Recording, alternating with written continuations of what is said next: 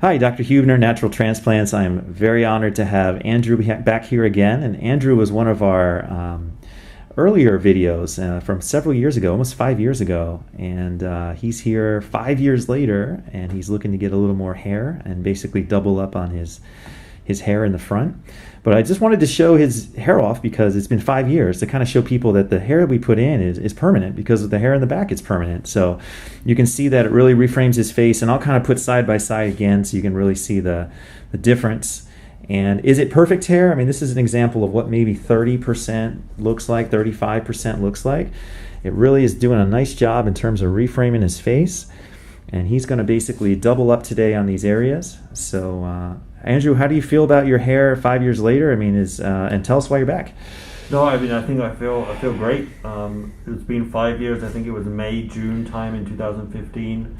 I came in and had a great experience, and now, with nature, more is falling out. So I come back for a fill-in, yep. And we'll see how it goes. But everything's been going great. We didn't scare you away too much with the initial one, so That's good. Right. Okay, awesome. Well, thanks again for showing your update, and looking forward to seeing what this one does for you. Thanks.